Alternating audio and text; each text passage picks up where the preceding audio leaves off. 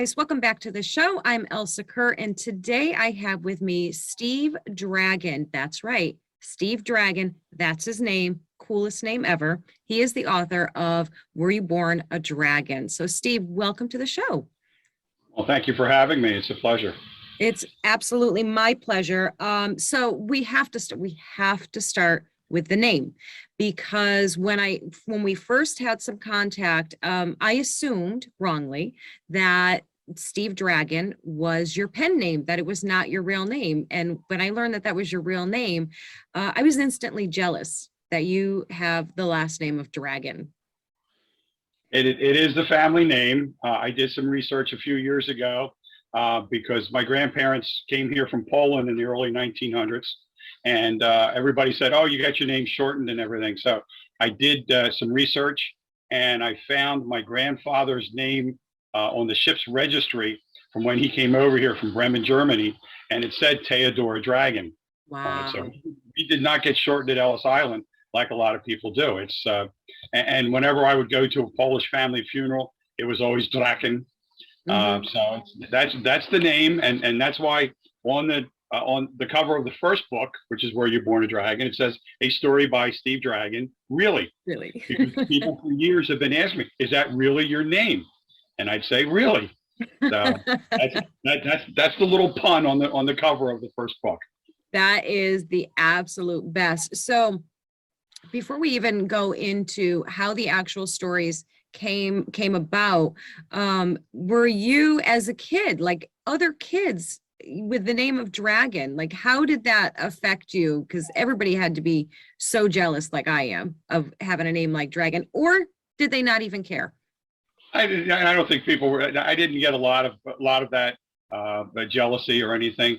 I remember distinctly one time in elementary school, maybe first or second grade, when they had the parent teachers conference. I was outside playing in the playground, and a parent was there with their child, and "Oh, well, what's your name?" And when I said Steve Dragon, the father, not the kid, the father goes, "Oh no, a dragon!" Oh, and he made the big fuss over it, and was scared and everything. I said, "Don't worry," I said, "I won't breathe fire on you."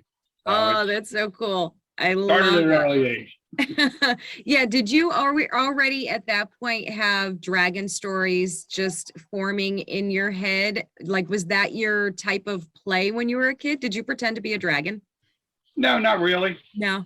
I mean, this really didn't come about until our 35-year-old daughter Rachel was born, and as she got older, I started telling her stories that I would just make up and tell her about how we really are dragons, and we can transform into dragons, and we fly off to the land of dragons and have all these adventures. And I would tell her these stories for years, and my wife and son kept telling me, "You got to write these down. You really do. You got to write these. And these are books, Dad. You got to write them down." And I never did. But then in June of 19, Rachel is now a special ed teacher for the Lancaster County intermediate unit. And she was telling her students on the last week of school, she's telling about, my name's Dragon and I can turn into a dragon. They wouldn't believe her. So she calls me up, she says, "Dad, you got to write the book." So I wrote it. It took me about 2 days to write the script out. And I borrowed some pictures from the internet, made a little pamphlet type thing in Word, gave it to her. She read it. The kids believed her. And my wife says, "That's it. You're done. Now you got to get it published." So I was fortunate enough to have one of my coworkers I just retired last April from 25 years at a car dealership in Westchester, Pennsylvania. And the receptionist there was an artist, and her daughter was an illustrator. So I had an illustrator right away. I didn't have to hunt for one. And Catherine McMahon was really good. She came in, sat down with me. I gave her the pamphlet. I said, "Here's what I want on each page." And it took her about a month, maybe 6 weeks. And she came back with the line drawings. And, we did exactly, it was just, it was, just a line drawing. That's all it was. And then I approved it, made changes, told her, "Okay, I want different colors." We picked that out. So we went through the whole process. So there was a good learning process for us, and then there's Zargon, the King of Dragons, that she came up with.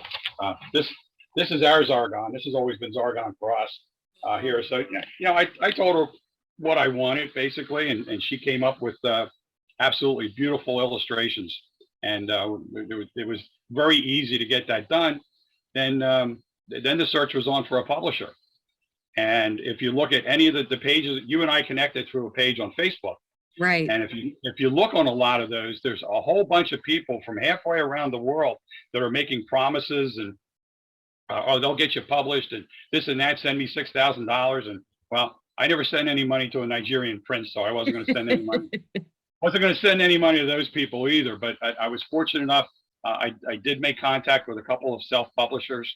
And I thought the best deal for me was to use BookBaby, and that's where everything's done. It was very little upfront money. Obviously, I pay them every time they sell a book. They get paid.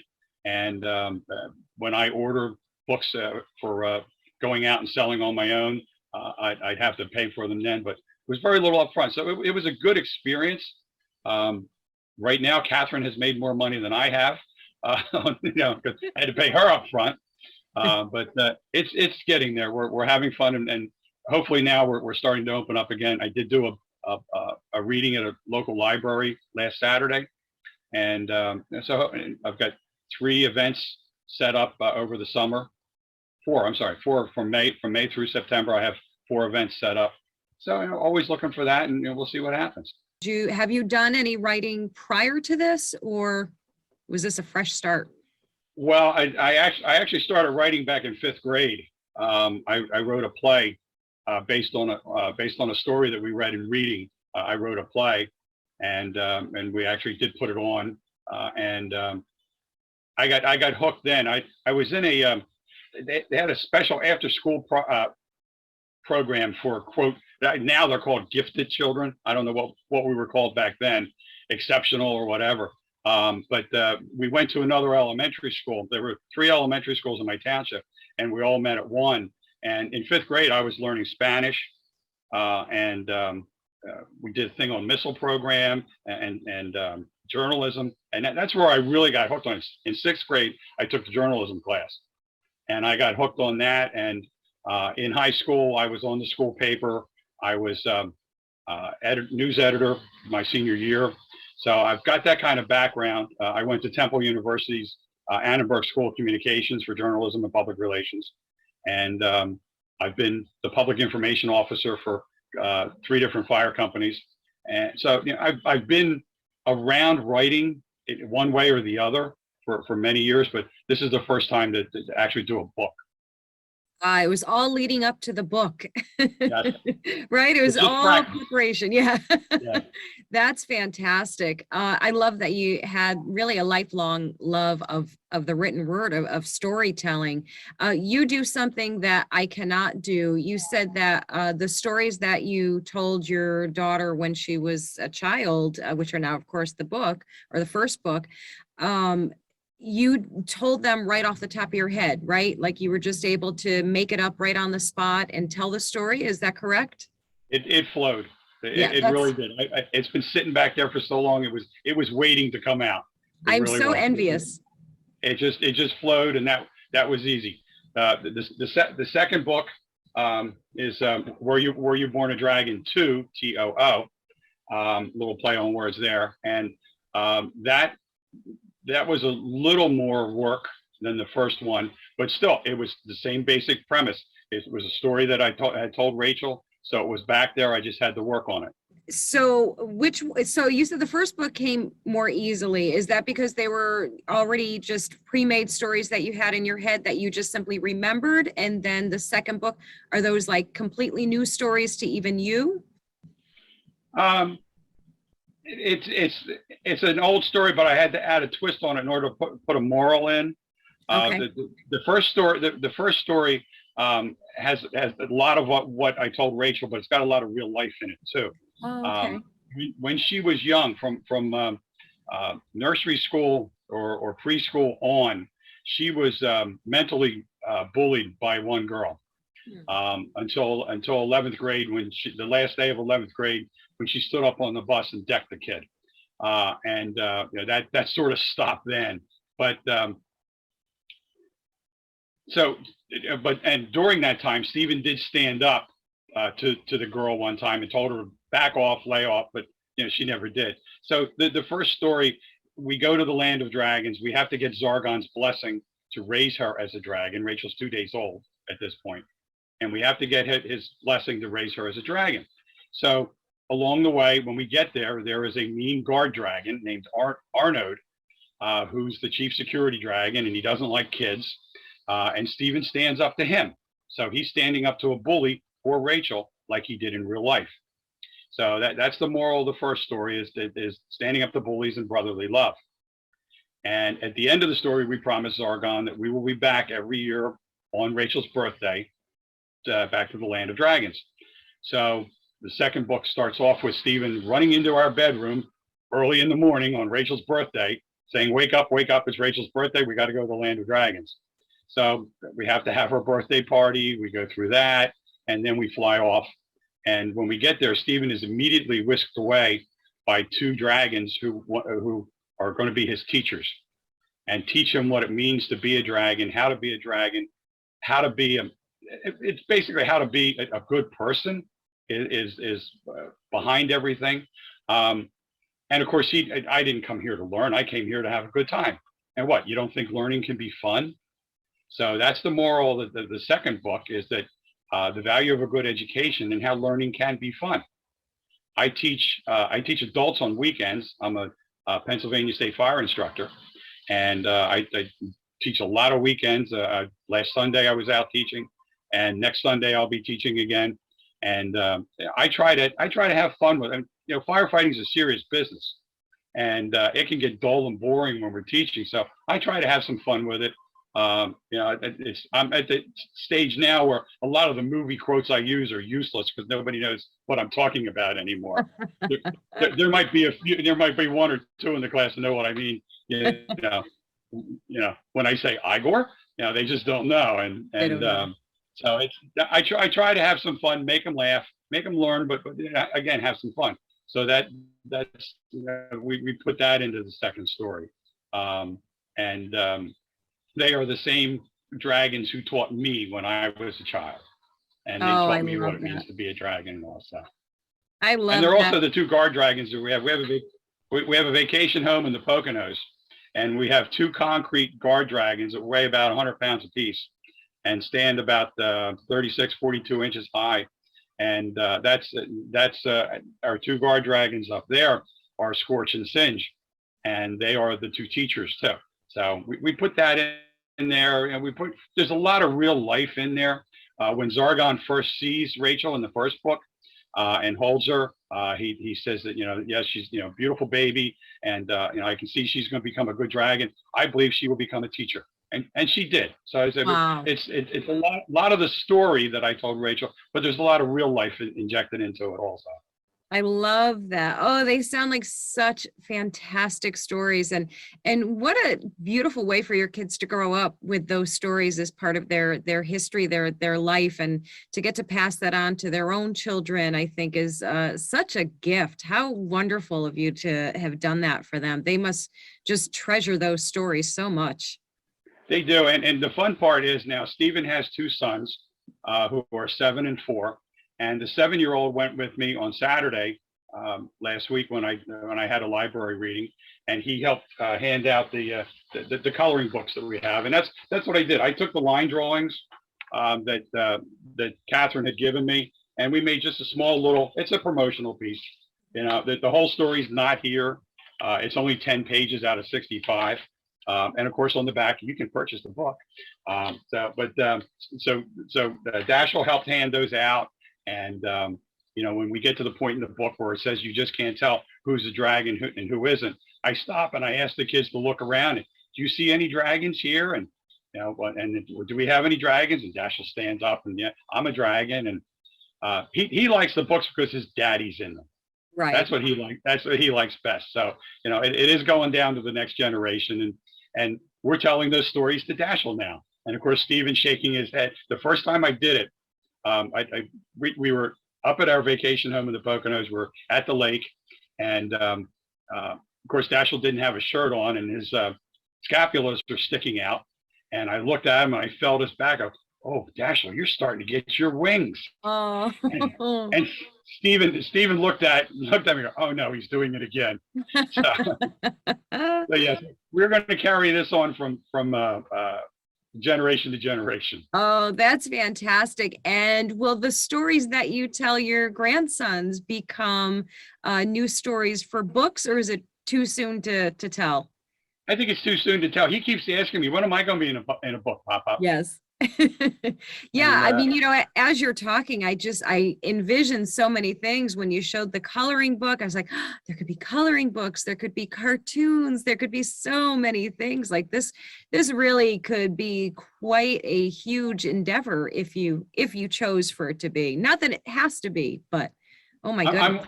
I'm waiting for Disney to call me for the rights. So. They better. Did you hear that, Disney? Because I know they're watching my show, of course. Good.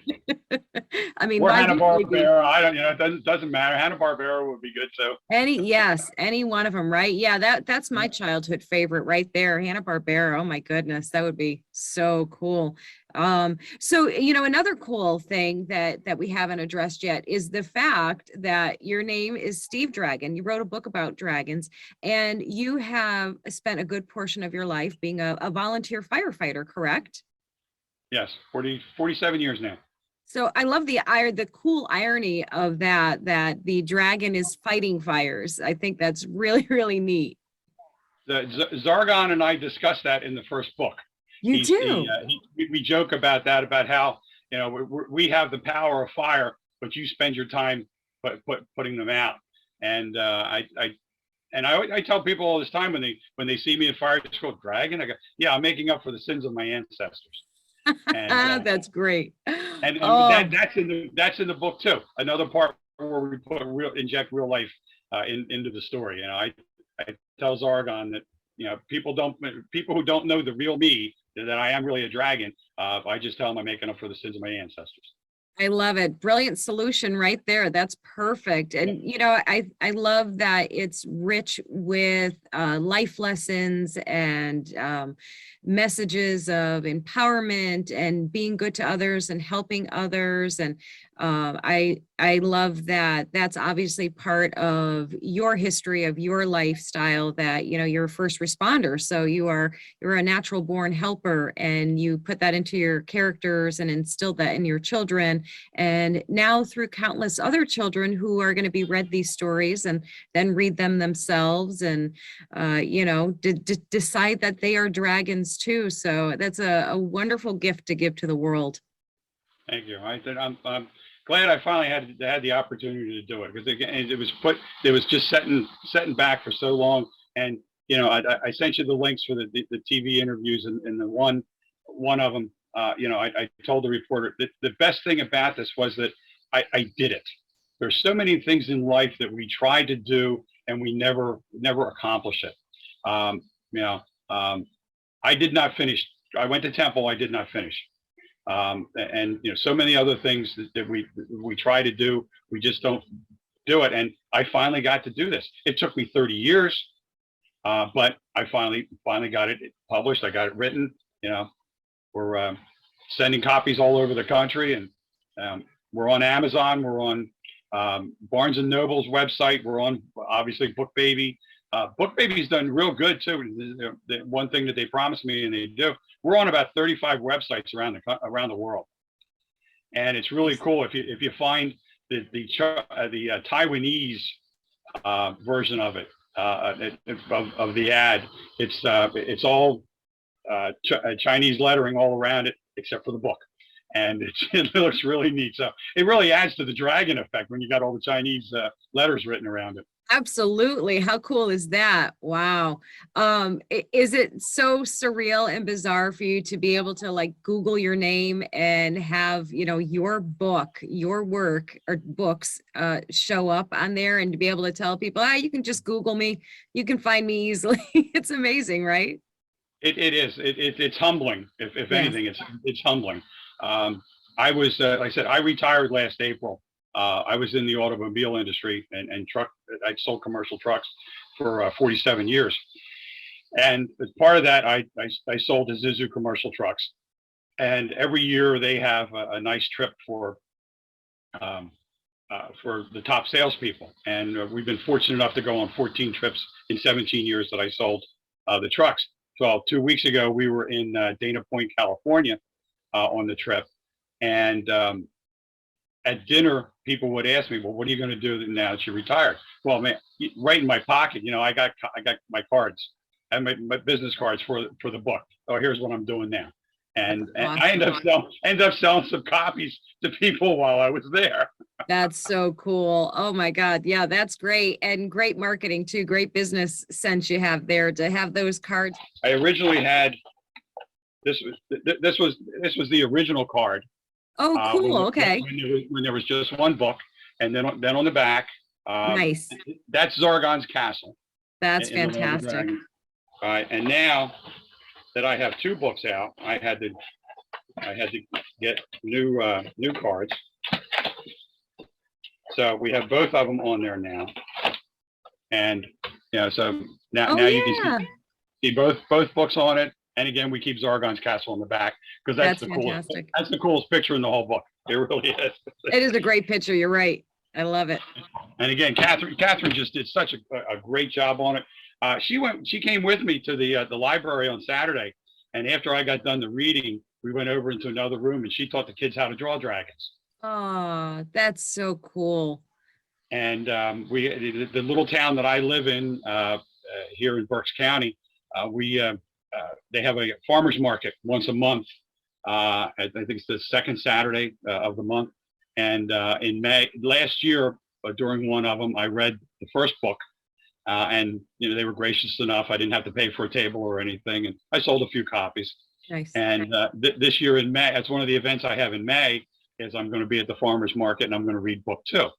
And Catherine comes with me, and she does the same thing. She teaches the kids how to draw dragons there. So. How great. You got to be like a local celebrity there for everybody, right? It's fun. It's funny. I run into people, and especially if I'm out doing fire company events, and I've got the fire company shirt on, and it says S Dragon, and they'll mention it. Or I went into a bank one day, and it was the first time I was in that branch, and she looked at the check, and it said Steve Dragon, and of course it said Birdsboro on the check. She goes, you have children books published? I said, yeah. Oh yeah, okay, yeah, I recognize the name. So that's cool. Yeah, I have the world's best publicist. I say all the time, and he's free too. So I gotta get out there and beat the pavement. So I try to do it as much as possible. Yes. What would you say the hardest part of this whole process has been?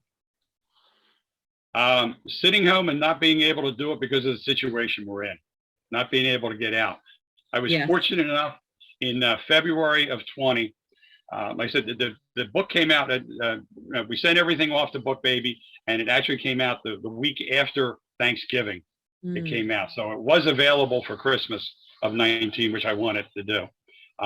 So then in February of 20, I went to since it's on Barnes and Noble's website, I went to the Barnes and Noble a half a mile from where I grew up, and I did a reading there. I had 2 local fire companies where I know everybody show up, trucks and uniforms and everything else. And had a lot of my classmates. We just had our 50th high school reunion in October last year, and so I had a lot of classmates show up for that, and it was a great time. And I even went back to my elementary school and read to the second graders. So that was it, and we had a whole bunch of stuff set up like that. I had more Barnes and Noble set up. I had more school readings. One of my classmates is now the president of the school board, so she's helping me get into the schools and do the readings and all. But then everything came to a screeching halt. And some people are getting back to it, some aren't. I had a couple other library readings that have been put on hold forever. One of them we finally did do a Zoom, but yeah, it's just it's just not the same. It's not the same, right? Yeah, you and I doing a Zoom is great, but not have the kids in front of you and to Right. see their faces. That is just so great when you're reading and you say something and their eyes light up and all that. Right. That's so much fun to do that and get the interaction. And there's one page in the first book where we talk about how you just dragons live among everybody, and you just don't know who's a dragon and who isn't. So I walk around and I show the kids the page and I say, okay, which house do you think has a dragon living in it? And of course, it's the one with the flames showing. And it's not that the house is on fire. It's just that's where a dragon lives. Right. To be able to do that is so much nicer than sitting at a computer and go, look, kids. So, Right. Oh, it's so true. I agree with you. Yeah, that's I agree. That's really been same. The hardest thing is not having that interaction with readers and just and other authors too. Up until we were put into lockdown, essentially, I was doing probably 50 to 75 events a year, just doing whether it was individual book signings or book conventions. And then same, just it was a dead stop to everything. And like you said, tried the Zoom stuff and it's just not the same. It's something and it's better than nothing, but not the same as face to face and real contact with people. So I'm so glad that we're finally turning the corner here and getting to do that stuff again. Yeah, that was really weird when we were in California 2 weeks ago. We were in Orange County. In Orange County, the mask mandate was over. But one day we went into LA County on one of the excursions that they had for us, and we had to mask up. But we left on Thursday, and Friday was going to be the last day in LA County for the mask mandate. So it is starting to relax and everything. So hopefully we can do this. I still have about 5 other libraries that were put on hold. So trying to contact them and let's get back out and start doing this again. Absolutely. Nice. Now, what's the easiest way for people to find you and your books? Where should we send them to? Well, you can Google it. Like I said, you can Google it. It'll come up. You'll see the Amazon. You'll see the Barnes and Noble. You'll see the Book Baby link. You can order through it. So it's the same price wherever you order it. It's actually quicker though, because Amazon does not have stock. It's a print on demand. So Amazon has to order it from Book Baby. So actually, the fastest way to do it is just go to bookbaby.com and go to their store and look for Were You Born a Dragon and Were You Born a Dragon 2 and get it that way. Perfect. Or come out when we're doing an event and I'll sign it for you too. And that's another fun part too. Is people ask you, will you sign it for me? And that's just it's like being a movie star and asking for getting asked for an autograph. I guess it's just yes. Yeah. Another surreal moment, right? When they ask that you're signing your name for people. Yeah. Yeah. It's like, and people say, friends I've got from high school and all that, gee, I know an author. Yes. And I don't think of myself as an author that way. I'm definitely not Sir Arthur Conan Doyle or Robert Louis Stevenson.